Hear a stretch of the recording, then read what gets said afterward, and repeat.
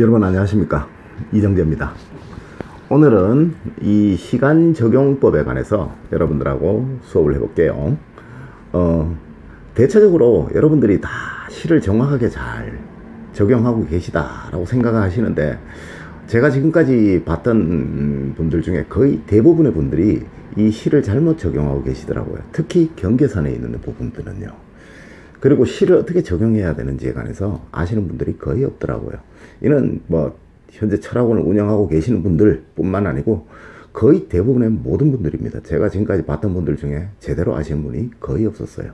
그래서 제가 이 부분에 관해서 여러분들한테 수업을 해드리도록 하겠습니다. 잘 들으세요. 자, 시는 항상 오시를 기준으로 해서 나뉘게 됩니다. 오시를 기준으로 나뉘게 된다는 거죠. 시를 구분하는 가장 기본은 해가 내 머리맡에 남중할 때예요. 남중은 직각으로 있을 때를 말한다라는 거죠. 자, 그렇다면 서울의 해가 직각으로 있을 때와 대구의 해가 직각으로 있을 때가 동일한 시간일까요? 그렇지 않죠. 부산의 해가 내 머리맡에 직각으로 있을 때와 서울의 해가 내 머리맡에 직각으로 있을 때가 같지 않겠죠. 그래서 시의 구분은 굉장히 차이가 많이 나게 돼요. 그 부분에서 지역별 실제 시와 표준 시와의 차이를 정확하게 아셔야 돼요. 대부분의 분들이 시를 구분하는데 뭐 09시 30분부터 11시 30분까지는 뭐 사시고, 11시 30분부터 13시 30분까지는 오시고, 13시 30분부터 15시 50분까지는 미시고, 이렇게 구분을 하시더라고요. 그런데 그거는 그냥 통칭적인 얘기고요. 이렇게 구분할 것 같으면 그냥 일본 동경시 쓰는 게 맞습니다. 일본 동경시는 뭐 09시부터 11시까지는 사시고, 11시부터 13시까지는 오시고, 이렇게 되잖아요. 차라리 그럴 것 같으면 그거 쓰는 게 맞아요. 그런데 굳이 일본 동경시를 쓰지 않고 30분의 차이를 두는 거는 왜 그럴까요? 일본이 미워서요? 절대로 그렇지 않습니다. 실제로 일본 동경에 해가 남중할 때와 우리나라 대전에 해가 남중할 때가 약 30분의 차이가 나더라라는 거죠.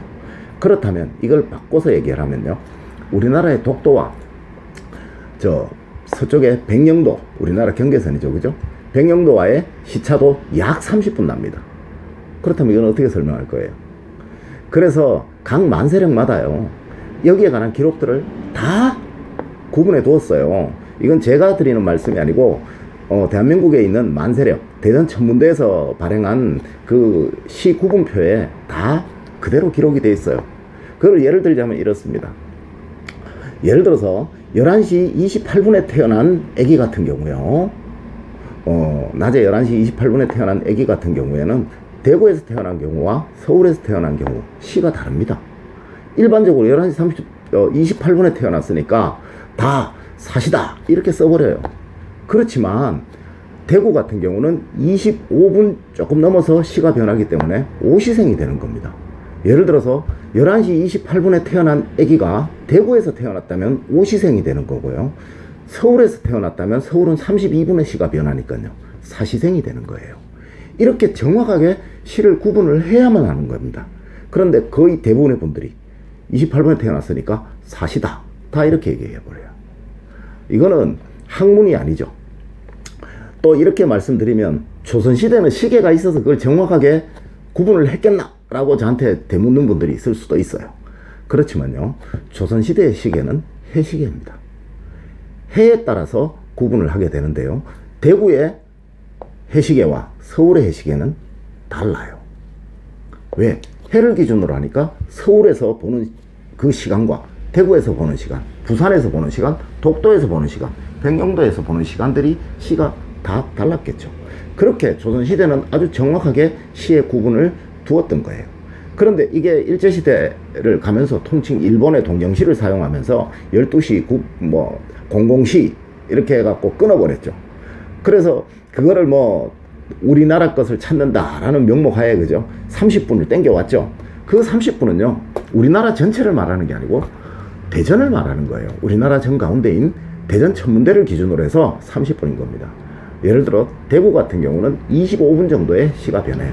그러니까 여러분들이 대구에서 태어난 아기의 시를 구하기 위해서는 09시 25분 정도부터 해서 11시 25분 정도, 그 정도까지가 정확한 시는 뭐 몇 초, 이거는 여러분들이 만세력을 보시면 정확하게 나와 있을 겁니다. 그까지가 사시고요. 11시 26분 정도부터 해갖고 13시 26분 정도까지, 25분 정도까지는 오시가 되는 거예요. 그런데 서울 같은 경우는 11시 32분에 시가 변해요. 그래서 09시 32분부터 11시 32분까지가 사시가 되고, 그리고 11시 32분부터 13시 32분까지가 오시가 되는 거예요. 이렇게 구분을 해야 되는 겁니다. 그래야지 정확한 시를 찾아낼 수 있어요. 만약에 그냥 통칭으로 해버리면 11시 한 29분 정도에 태어난 애를 다 사시라고 해버리면요, 서울 같은 경우는 사시가 맞죠. 그런데 대구나 부산 같은 경우는 사시가 아니고 오시가 되겠죠. 이 차이를 여러분들은 극복할 수가 없는 거예요.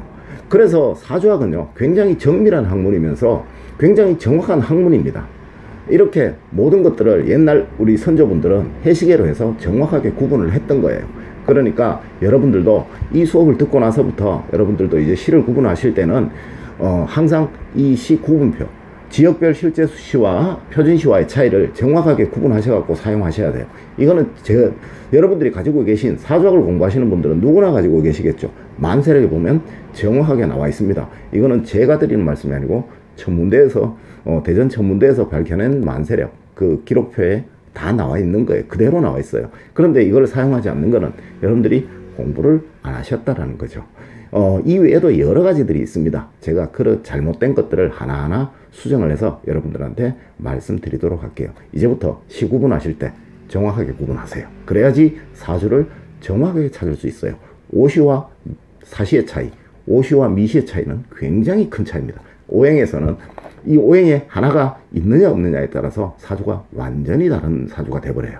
그러니까 선천운이 사주를 정확하게 찾아야 후천운도 거기에 맞게 정확하게 해석을 할 수 있다는 거죠. 자, 오늘 수업은 이 정도로 하시고요. 다음에 또 다른 내용으로 여러분을 찾아뵙도록 하겠습니다. 수고하셨습니다.